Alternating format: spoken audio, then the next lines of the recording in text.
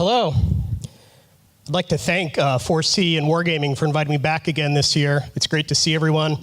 I know this is kind of a tough time slot right after lunch, so I will do my best to keep you entertained and wide awake. Sound good? So I did get a brief intro, but let me walk you through how I got here again and why I care about this topic. I did start life as an oceanographer. This is not me. I don't know who these people are. It was before there were digital cameras, so I don't have a lot of record of that time. But then I worked on the Age of Empires series for about 10 years, which is real-time strategy game, very dear to my heart. I still have really fond memories of those times. I then went and worked on a game called World of Warcraft for about 6 years. I fell in love with the game, and when I left Microsoft to go work on WoW, nobody was surprised because they knew how much I cared about that game. Like I said, did that for about 6 years, and then discovered this other game called League of Legends that I also fell in love with. I also really liked Riot Games' approach to how they talk to the community, how they think about esports, and I'll share a little bit more about that. If you played World of Warcraft, you know my reputation is for nerfing your favorite class. But I also really care a lot about the player experience, and I spend a lot of effort kind of talking to players and making sure they understand what the developers are thinking about the game and trying to answer questions so they feel like they're part of the process. My philosophy is that even if players don't agree with every change we make, at least they'll kind of understand what we were trying to do, and hopefully we'll buy enough trust that they'll stick with us when we do make mistakes, which, you know, we do all the time. I use the crab as my online avatar. Players know me as Ghostcrawler, harkening back to the days when I was an oceanographer studying crustaceans. And I still try to answer questions that players pose to me on my blog or on Twitter about anything. I used to be the lead designer on League of Legends. Just a few months ago, I took on a new role at Riot Games. My new title is Head of Creative Development. Creative development is really trying to expand the world of League of Legends, this world we call Runeterra, and try to package together some other projects and products to have players explore this world outside of League of Legends itself. So that might be in other games, it might be in things like books or comic books. Recently, we released a map of the world that helped players kind of understand that we take this place seriously as, you know, there is lore here, there's a history to this world. Even though League is a competitive multiplayer game, players spend a lot of time with the characters, so they feel a lot of affinity for them, and they want to know more about them, like how do they fit in to the rest of the world, who are their friends and enemies, things like that. And so this map was one of our first efforts to get players to understand the broader story around League of Legends. Similarly, we have a lot of short stories about our characters. There's over 140 champions in League of Legends now, and we add more every year. So we have this, there's actually a lot of history going back. We mostly tell origin stories about these characters, and we're really looking forward into kind of getting into the future and advancing the timeline and kind of talking about, you know, what happens next in this world. So the topic I want to talk about today, it's very simple. I'll give a little bit of history of what esports is for Riot, how we think about it.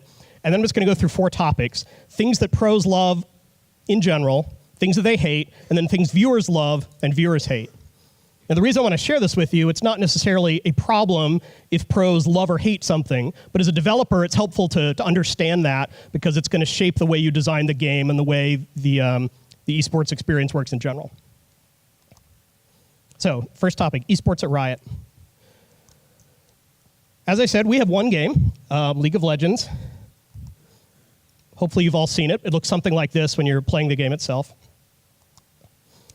Every year we do a world championship. Last year, the world championship, the semifinals and finals took place in Beijing, China. We actually were able to get the Bird's Nest, which was the previous Olympic venue, and filled it with a lot of players who came to kind of see their favorite teams. It's pretty hard to imagine the scale of a lot of people that come in person to watch a video game. So you're basically watching a screen the entire time, even though the players are actually live in the venue. And one of the cool things that the creative development team did was we were able to add this AR dragon to the world that flew in a climactic moment, flew around the stage and landed. Of course, you wouldn't have seen this in real life because it was AR, but because everyone was watching the screen, and because we had millions of viewers at home, they got to experience this. This year, our finals are going to be in Seoul, Korea. I'm going to head out there in about a month and super excited. We are putting together another really awesome opening ceremony that I kind of hope rivals the Olympics in terms of spectacle.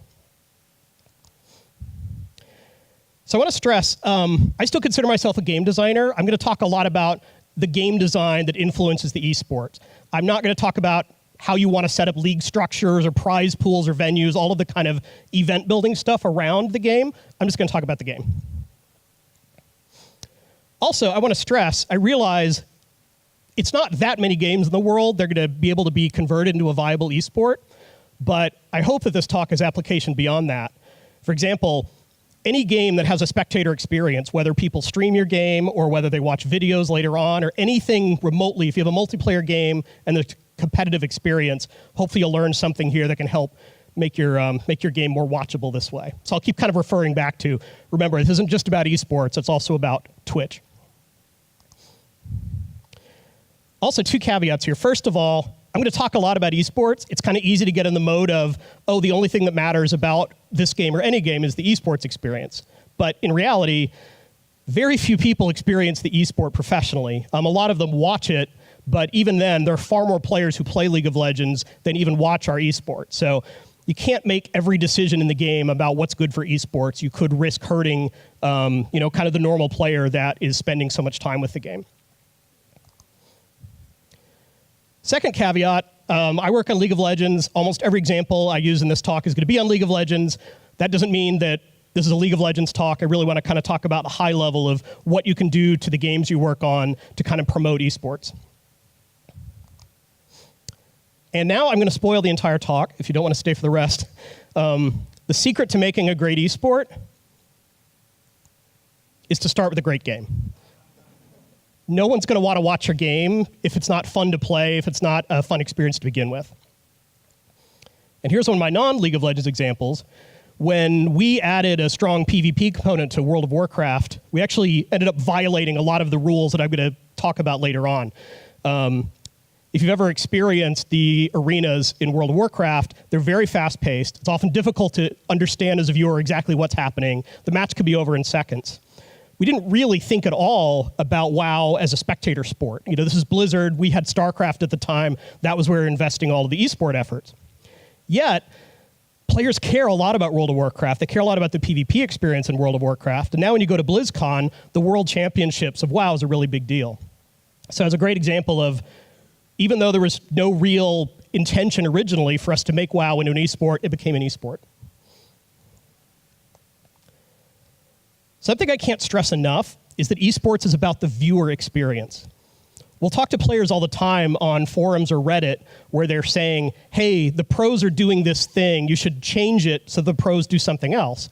And our response is like, well, we care about the pros. They spend a lot of time with the game. They're humans. But we care a lot more about the viewer experience. We really want the people watching the game to have a good time. So a lot of the changes we make are really to support the viewers having fun, even sometimes at the expense of the pros. Again, we're not trying to torture them. So what do viewers want? Viewers want competition. They want to see something exciting. They want drama. The best games for esports are ones that tell a story, that can have like rising and falling action and maybe a surprise ending. But they also need clarity. They need to understand what's going on, what are the stakes, what's going to happen next. So why does Riot care about esports? Like, from the beginning, League of Legends was kind of conceived as an esport. And it's interesting, you can trace how, as a company, we think about esports as you go back in time. So originally, this quote from one of our pros about one of the very first times we put a professional show on was in 2011. And he said it didn't matter how big the tournament was, how big the prize was. We were just playing because we loved it in the end. So originally we did esports because it was cool, because we loved this game and this was something we could do. If you look at the crowd here, it's a much different scale than will be filling the Bird's Nest in China a few years later. Then going up to 2013, you start to pick up the aspiration of the path to pro. This quote, Faker was more or less immediately perfect at everything, the type of players that once emerges every 5 or 10 years. If you know anything about League of Legends esports, you probably know about this player Faker. He's kind of the Messi or the Tiger Woods of our sport, even though he's not going to be in finals this year. One of the cool things about esports in general is there's always this promise that if I'm good enough, I can go pro. Now, in reality, that's going to happen to almost none of us. But the promise is there, and you can watch what the pros do, and then you can kind of leverage that in your own game that night. I'll talk about this more in a minute. Traditionally, League of Legends didn't do much marketing in the sense of putting on commercials or ads in magazines or on the sides of buses or things like that. Really, a lot of our marketing was the esports. That's what people would see when they would turn on their computer or watch Twitch or surf the internet. I like this quote. It showed up in USA Today. This is one of the first times mainstream media started paying a little bit of attention to what was going on. 27 million people watched League of Legends World Championship, which is more than the World Series or the NBA Finals. Now, this was in 2014. The number of players, the number of people that watched this last World was somewhere around 80 to 100 million. And if China goes to the finals this year, it'll almost certainly be bigger than that. Also, we started to discover esports is a great way to engage when you can't play. League is a very demanding game. It takes a lot of time to get good. The individual matches can be pretty long. If you have an hour, you may just be able to finish a game by the time you get through Champion Select. And it's not awesome. I mean, ideally, the game would be a little faster and could be more easily consumed in bite-sized chunks. But my point is that esports represents a way for players to stay in tune with the game even when they can't play. Like this quote, "I know in the future I'll come back to the game and play again. That said, I still love LoL as an esport, and I watch every game every week." And we can tell that there are a lot of players kind of in this bucket. They still consider themselves League players, even if they haven't played in a while, and they pay a lot of attention to the esports scene. So this was 2015. I asked our esports team, okay, what's your mission for the future? What are we going to see as viewers in 2019, 2020, and beyond? And they told me this is their mission. We want a professional, sustainable, global sport. We're not even calling it esports anymore. At this point, we just consider it another one of the world's sports. We do want it to be sustainable. We want people who invest their time as professionals here to be able to earn a living doing that, not just through gigantic prize pools, but also even if they're, someone has to be the worst team in a particular league, we want those players to be successful as well. And we do want it to be global.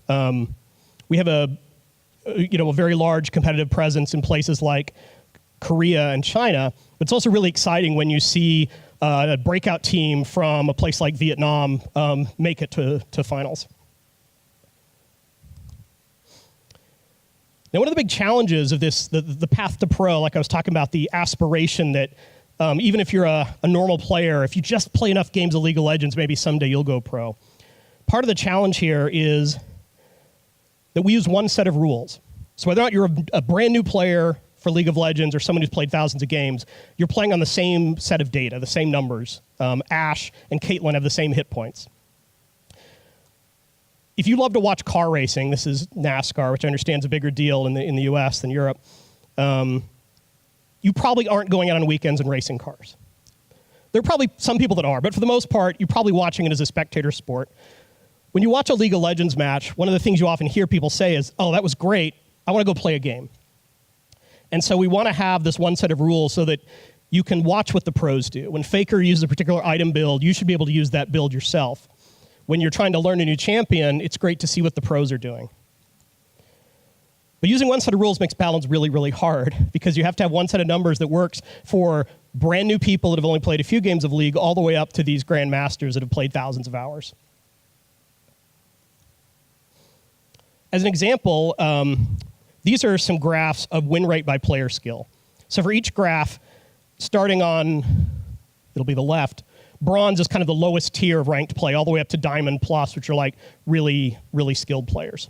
And then the win rate is on the other axis. So you can see for a champion like Veigar, the win rate is about 50% no matter what skill you are, which is great. Champions like that make our lives super easy. On the other hand, you have a champion like Twisted Fate. If you can see as a new player, you're going to lose a lot of games with this champion before you finally get up. But if you can get to the high tier, you're going to start winning a lot of games.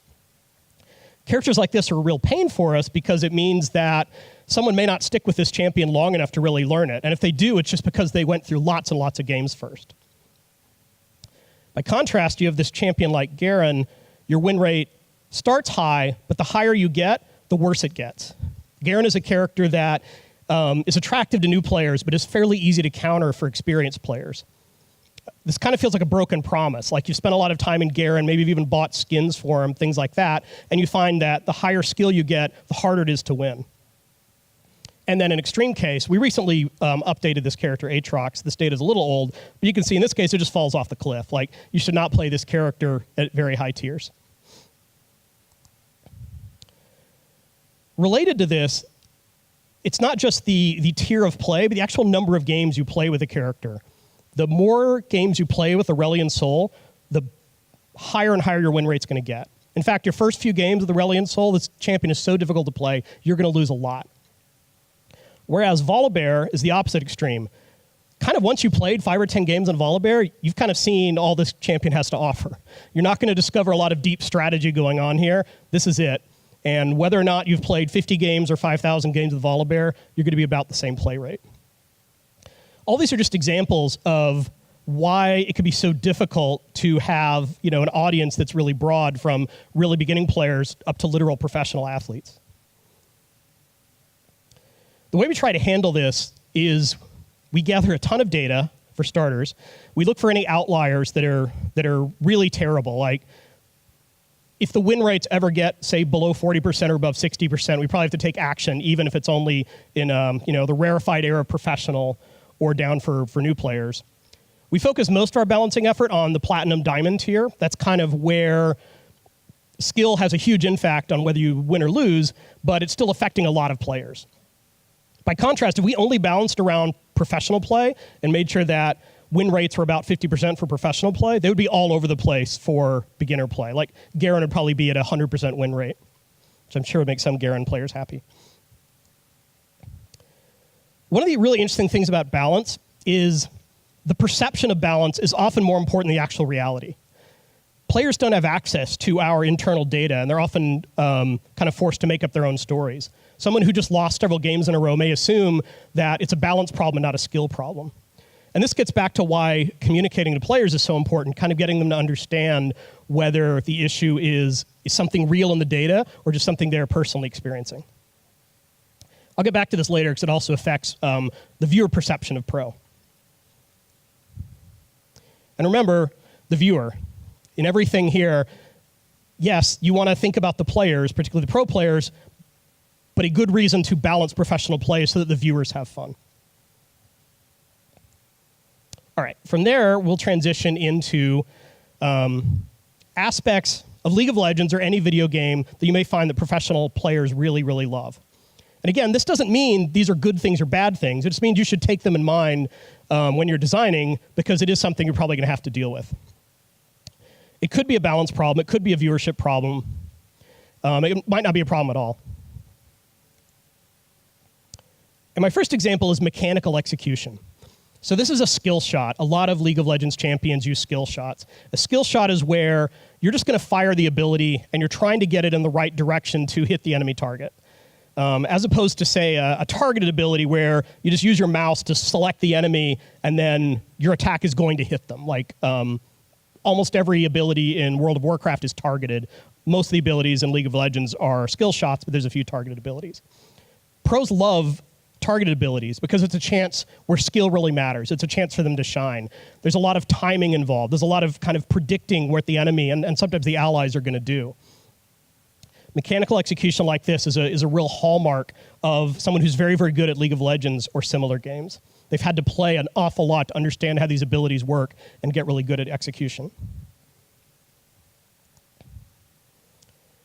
Another thing is exploiting strengths and weaknesses.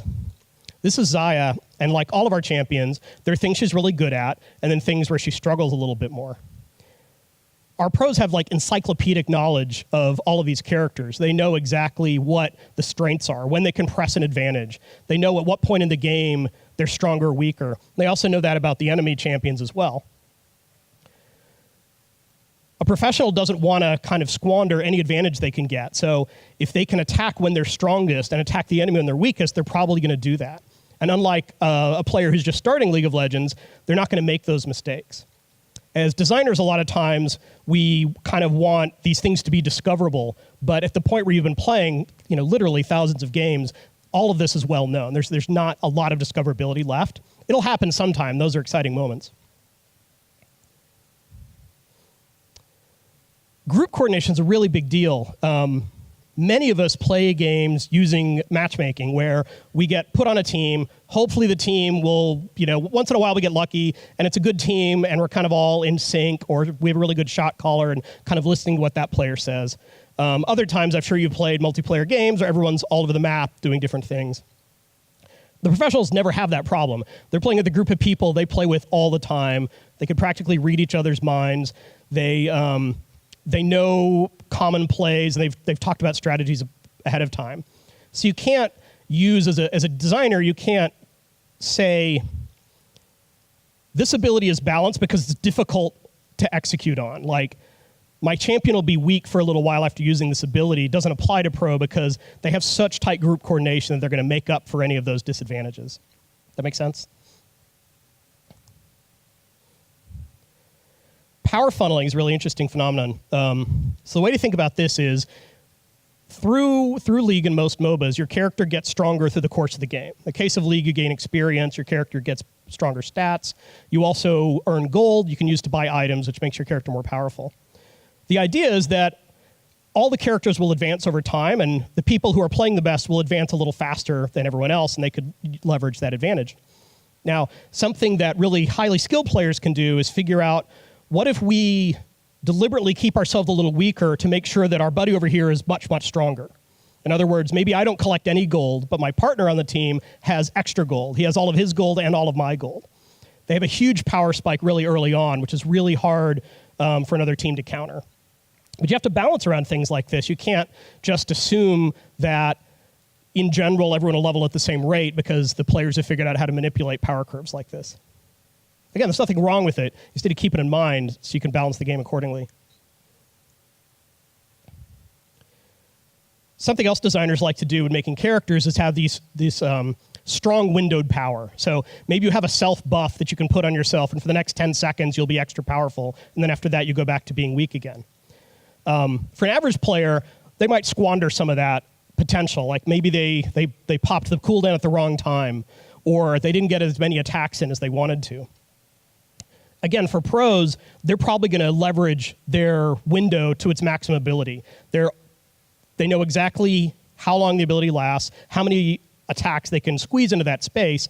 And so for them, the downside of, it only lasts a really short period of time isn't as much of a downside. I talked a little about this before, leveraging early game power. Different characters have power spikes at different points in the game. This is Renekton, who's kind of famous for being powerful really early in the game. If you can shut down your enemy early on, the game's kind of won, and they may not have a chance to leverage their late game power. So you can often see this, and back in the real-time strategy days, we'd call this the Zerg rush of like attack really early, try to win right away, and then the game will be over. Professionals or any skilled player also value strategy over tactics. Now, they care about the tactics a lot as well, and they're very good at it, but they don't forget the bigger strategy. And what I mean here is, if you think of tactics as maybe your movement around the battlefield of, oh, should I stand back a little farther so I'm out of range, or should I press the advantage right now while I have a little more health over the enemy? Strategy is referring to kind of the bigger picture. How are you going to win the game? Are you going to win the game by attacking early? In this case, maybe you're going to win the game because you're going to go kill the dragon over and over, which gives you a buff in League of Legends, which can make you more powerful relative to the enemy. Again, with an uncoordinated team, particularly people you don't know or have never played with, maybe you can't even communicate because you're speaking different languages, it's really hard to have these coordinated strategies. Someone may say, hey, I think we should go up here, but nobody listens to them. Pros love to improve. It used to be a point of variability that some teams are really, really good in their ability to adapt, while others would just kind of do the same thing over and over again. They're very predictable. They're really good at doing that thing, but they weren't going to innovate much. In the past 5 or 6 years of professional league play, though, the teams have started to take this much more seriously. They employ coaches and analysts now even if the players themselves may not notice a trend in the game is changing, someone on their staff will be able to point that out to them and say, hey, we have to look, there's a different item build that's really popular now. We should probably adapt to that.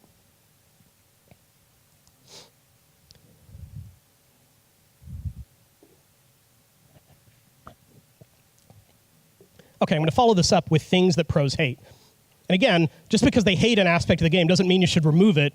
Just be aware of what it is. Be aware what kind of feedback they're going to give you, and also be aware that the pros tend to be thought leaders in the community. So if they start to tell you they hate something, you're liable to hear it from a lot of other players as well.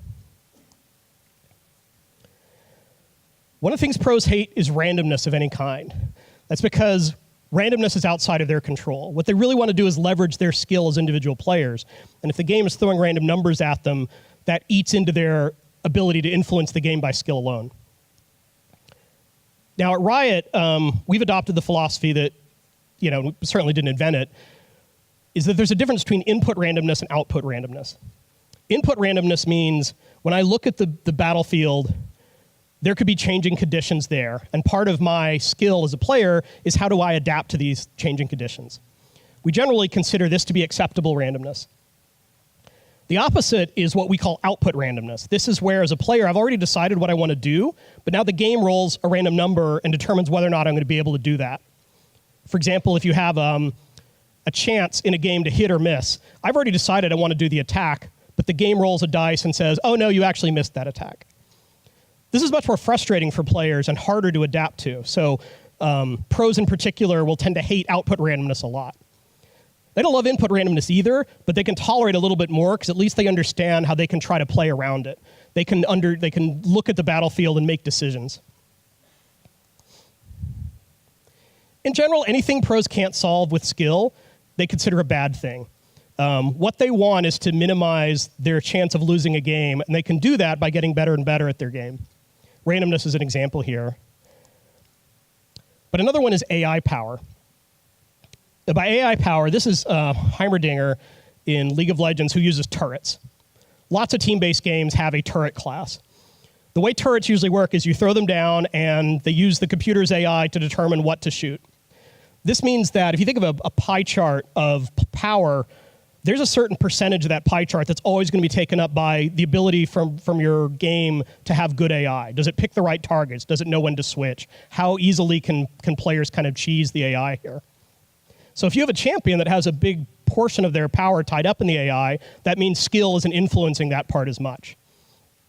As a designer, you can decide that the AI part of that pie is pretty potent, which means characters with turrets are just going to stomp lower tiers of play. Or you can decide you're going to balance more around the lower tiers of play, which means you're not going to see a lot of characters with turrets or pets or that sort of thing in high skill. And that tends to be the case for League of Legends, is that these characters with pets or turrets just can't compete at the really top tier. Strong counters without mitigation. I mentioned Garen earlier. He's really, really good at low tier, usually by bravely hiding in the bush and jumping out and attacking people and they don't suspect it. He's very susceptible to crowd control, though, and the pro players noted how easily they can shut him down.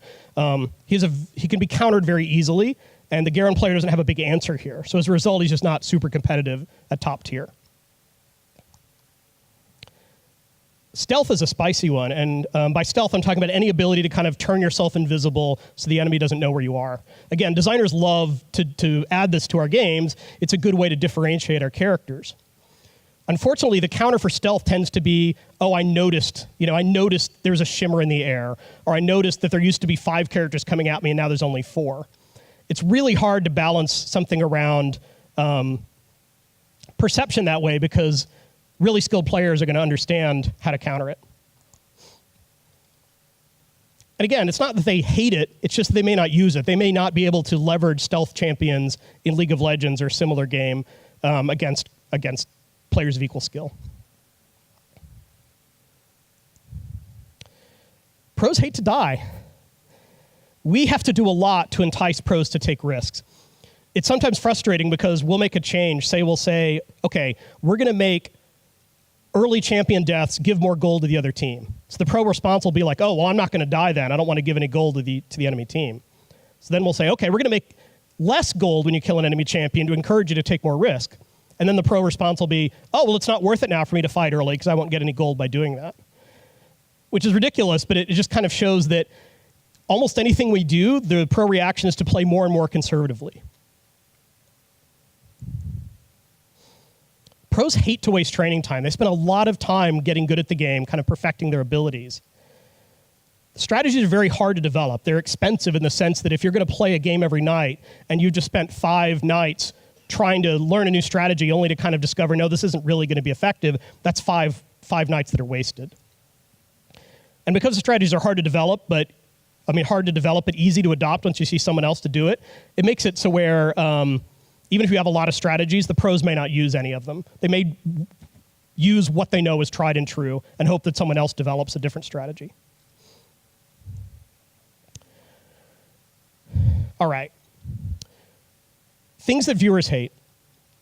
And when I'm talking about hating, they may not be kind of self-conscious enough to understand that they don't like something. It's just they may get bored or distracted, which is actually worse than them hating something. It's pretty common, I think, when you're watching a game of League of Legends to watch the champion select at the beginning and then maybe to tune out for the first 5 or 6 minutes because you know probably not anything's going to happen then. You can have a great esport but a terrible viewing experience, and I'll talk a lot about kind of how this might manifest. Viewers hate when they can't follow the game, when they're confused about the action or they're not sure what happened. A really easy way to see this is in camera angle. So this is not League of Legends camera angle. This is a player messing around with a mod. First person is tough on esports, and I know, Counter-Strike, Overwatch are certainly successful, but it kind of comes with the challenge of, as a viewer, not always knowing what's going on. If this Ashe suddenly took damage, you're not sure where that damage came from, and sometimes the player isn't either. Having that top-down view really lets you understand where the enemies are. You can predict some big moment's about to happen because you can see the players converging on each other, even if they don't realize it. Clarity in general is a really big one, and this can manifest in a lot of different ways. One is graphical clutter. Our map can be fairly busy. All of our characters have a lot of spells that they use. If you have all 10 champions fighting in the same time, all throwing down their ults at the same time, you see a lot of visual effects. It can be difficult to tell what's going on. But in addition to just the graphics, you need to provide a lot of information. This is the spectator client, and you can see that at the bottom we provided information about what the different items are that the champions have collected. This is information the players don't have access to for the other team, but it's really useful for you to know as a viewer. It's kind of the equivalent of score to kind of know who's ahead or behind. Great casters help a lot here. We have exceptional casters, and they can kind of help bring the viewer along for the ride. They can call out when something really exciting or unexpected happened, or they can point out, oh, the reason that character won was because they had more power, or more abilities, or they got the drop on someone else. The spectator mode is really, really important. I don't think we understood exactly how important it was. We did develop one, but being able to provide information to viewers that is different from what the players are seeing really, really helps with understanding what's happening. Another advantage that League and some of the better esports games have is being able to understand the game at different granularities. So for example, if you've never really watched a game of League before, you still see that the characters have a hit point bar, and when they take damage, the hit point bar gets smaller, right? I mean, it's pretty standard. So even if you know nothing else about the game, you can kind of understand, oh, that character's about to die. He just got attacked. He's in a lot of trouble. Now, if you've watched the game a lot, you're getting more familiar with it, you might have a better understanding of whose strategy is working or not. Like, oh, the one team went for a really early attack. Are they going to be successful with this attack or not? As you get more sophisticated, you can start to understand things like item builds, like, oh, this player has finished all their items in the game, or they've gotten one of the really expensive, powerful items that's going to give them a big power spike. And if you've watched a whole lot of games, particularly if you have a favorite team, you might understand that the team has a particular style or the way they want to play, and it might be an exciting moment when you see a player pick a champion they usually don't use, or something similar. I talked about balance a lot earlier. This is why balance is important for the viewer experience. They want skill to matter. They want to know that when two players went up against each other, that it was because one made better decisions than the other one, not because Riot wasn't doing their job and the numbers were just off. And then finally, I'll end it on a positive note. These are things that viewers typically love about esports, whether it's League of Legends or something else. And again, remember that viewers watch more than esports. A lot of these are going to apply to whether or not your game can be spectated at all. Viewers love excitement. They don't want to see a slow, plodding, boring game. They want to see something cool happen. In League of Legends, one of these moments of excitement can happen at first blood. This is the first time a champion dies. It's a pretty high moment. You get an extra gold bonus here. And again, like I said, it's easy for the first 5 or 6 minutes of the game to kind of be a little stale. So when death happens really early on, that could be exciting. Close games are really fun. I mean, games where it like comes down to the wire are exciting. It's a nail biter. You're standing up. You're like, there's seconds ticking down on the clock. You're not sure what's going to happen. So close games are always, almost always exciting. But occasional blowouts can be fun too. Sometimes it's great to just see, a team go 100-0. Upsets could be exciting. When you have a team that everyone expected to win, and then this underdog came out from nowhere and beat them, that's a big exciting moment. But again, occasional blowouts could be fun too. Sometimes you want to see, Superman crush the opponent. I want to talk a little bit about pacing. Part of the reason League is pretty successful in esports is because it has a rise and fall to the action. When you die, you can't come back to the game right away. You have a little bit of a timeout as the counter ticks down. As a player, this gives you kind of a moment to catch your breath, exhale, think about what you're going to do next. As an esport, it also gives a chance for the viewer to kind of, share notes with their friends, maybe have a caster explain something. This is a great time to go back and show a replay. When you have a game that's like constant action from beginning to end, you don't have these moments to kind of sit back and talk about what just happened. Also, League of Legends has this enforced moment where you return to your base, usually because something just happened. You just had a fight, and even if you won, you have a lot of gold now, so you want to go back to base and spend it. And this, again, gives a little bit of a break. Anything unexpected as a viewer is really cool. In Worlds 2016, one of the players picked champion Misfortune and played her support, which was bizarre and really, really exciting. Champion diversity. We have 140 characters in League of Legends. They're not all played at the top tier. It would be great if they are. And when you see a broader variety of characters getting played, the general response of the player base is like, oh, the game is in a good state. Like, they somehow think it's weird when only a handful of champions get played.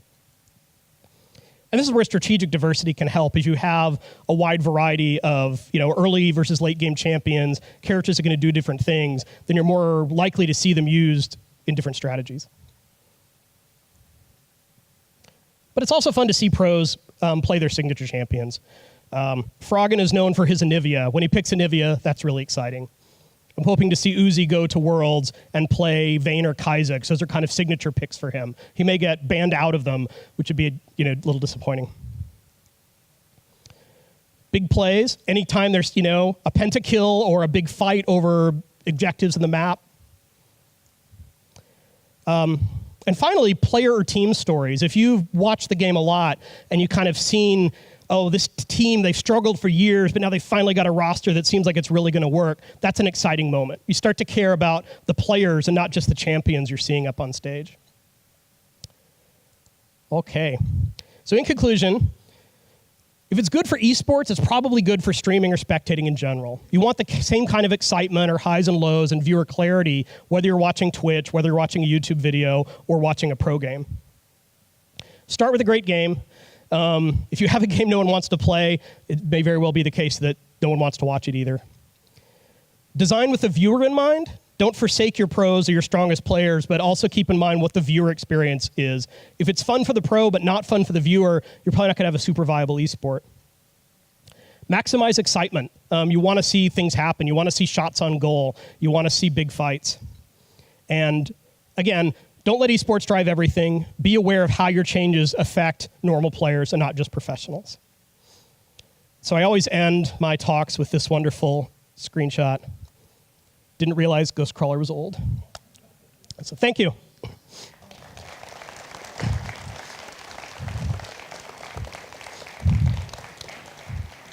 I think we have time for a few questions.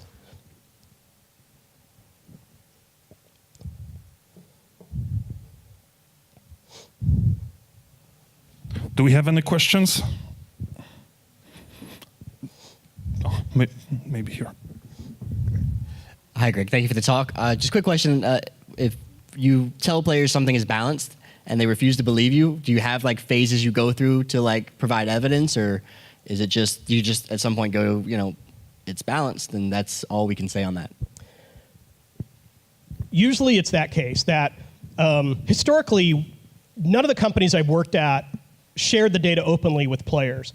And I'm really starting to think that's a problem. I think companies should embrace that idea a little bit more of letting players look up and say, oh, it is just me. This champion actually has a really high win rate. It's just I'm bad.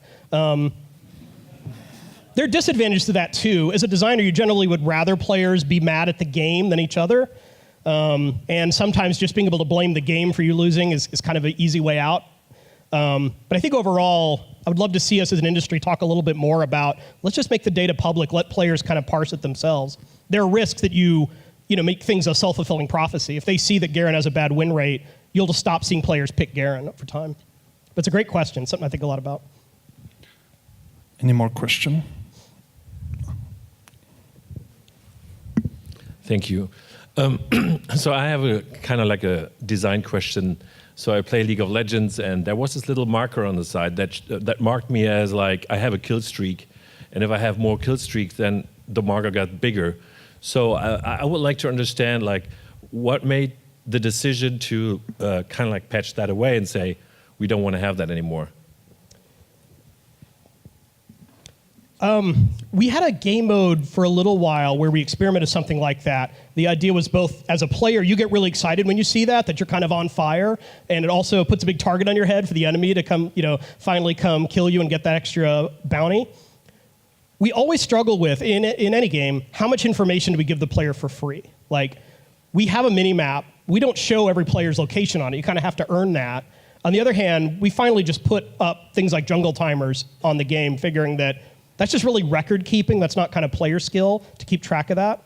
So I think it's always a challenge to decide how much information you give away for free, like reminding players of who the juiciest target is, or trying to make sure they can figure that out on their own.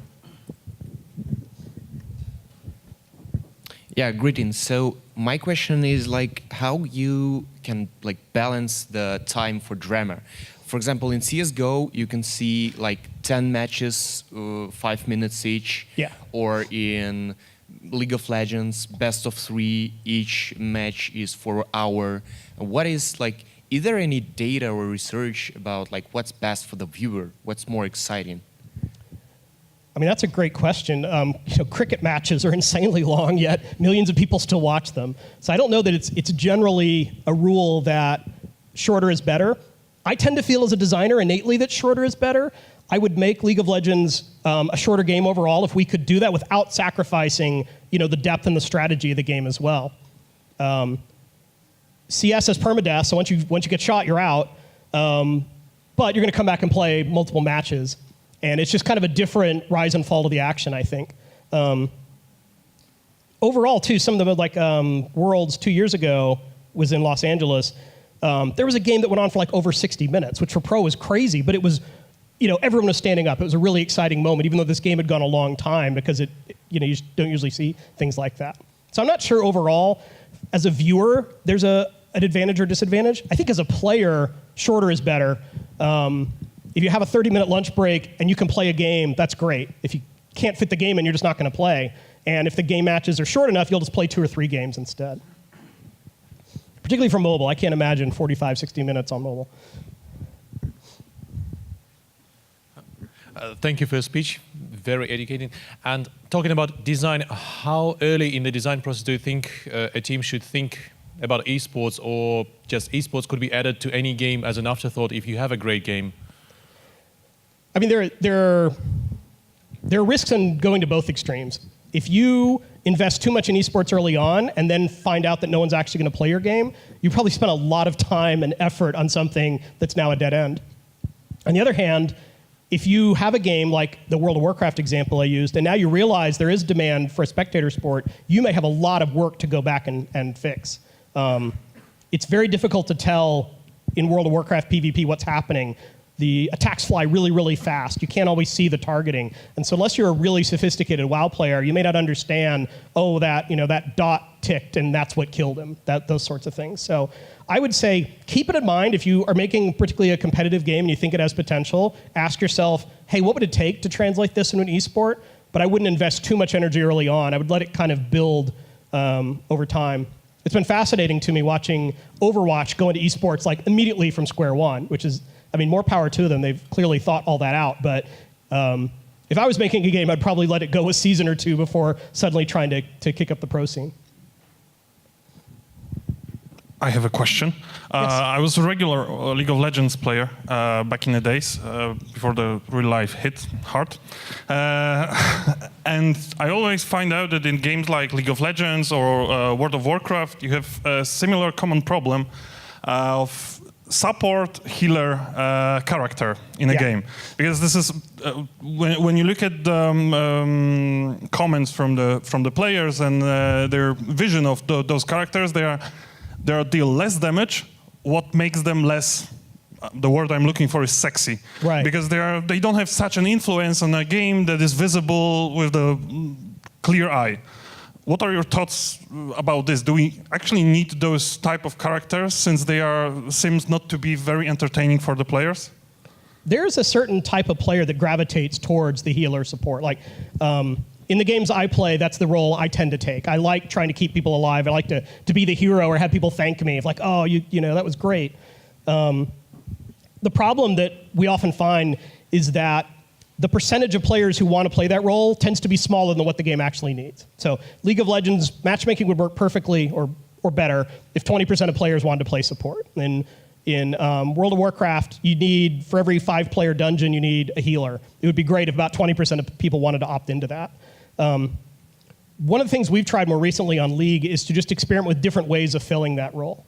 We made a character early this year called Pike, who, even though he plays in the support role, he's an assassin. So he gets a lot of kills. He can sneak up and do crazy things, but he's still kind of filling this support role. We've had similar characters like Bard, who often has a reason to leave the lane and not just kind of sit there and babysit their ADC, but go out and do other things on the map. So trying to offer diversity of how you do healing and support is one way. Another one is to try to understand, like, what are the percentages of players going to be. For a long time in World of Warcraft, we seriously considered changing the 5-player dungeon to a 6-player dungeon because that just naturally matched the number of players who wanted to play in the DPS role. Hi, Greg. Hi. As you can know, many players are complaining about bugs, and my question is, do pros complain about bugs, or is it game really bug-free? Complain about Bugs. Mistakes. Mistakes. Bugs. Bugs. Yes. Glitches. Yes. League of Legends grew very quickly as a game. I think I wasn't there at the time. The developers had no idea kind of what the size of the audience they would get. It was also a team that had never, a lot of those people had never been in the game industry before, didn't really know what they were doing, and so the game grew very quickly, and kind of we now have a lot of tech debt that we have to go back and try to fix old decisions that were made at the time to just kind of keep the servers running, but in the end didn't serve the game very well. 2 years ago, we added a feature to League of Legends called Chrono Break, which prior to that, we didn't have server determinism, which means when there was a fatal bug in a esports match, there was no way to kind of go back and pick it up again, because if they restored a saved game, if you will, the characters might be in different locations. Different numbers would get rolled by the random number generator. We've since gone back and fixed that. We now have server determinism. So in the unfortunate event that a game-breaking bug happens in a pro event, we can usually go back a few seconds before and restore the game. Still not ideal. It throws pros off of their game. It kind of gives them a chance to think about what's going on. It's a bummer for the viewers too, but at least we have some way to restore that. And that's one example that, short of like a bird landing on the football field, in non-digital sports, you don't have to deal with bugs so often. Hello. First of all, thanks a lot for Age of Empires. It's a great game. So you mentioned that you are trying to introduce more and more lore and story behind the world, behind the universe of Yes. League of Legends. Is it just for sake of like community entertainment and engagement, or you're planning something in the LoL universe, another game or title? No, we have a universe that players care about. That was never really the intention. And if you look at some of our earlier characters, at the time we were making new champions every 2 weeks, and it was clear that not a lot of thought went into how they would fit into the universe. You know, we have a game that has like robots and aliens and literal gods kind of out there on the battlefield.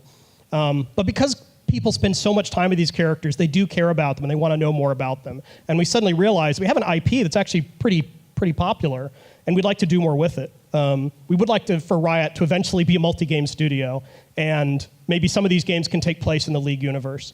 We'd also like to explore, like I mentioned, comics and books, and maybe someday TV and movies, because people want to experience more of this world, and we're not going to be able to tell the stories inside a competitive multiplayer game, so we need to figure out other ways to do it. Okay, guys, so probably we have much more questions, but unfortunately we are running out of time. I would like to ask you for a round of applause for Greg.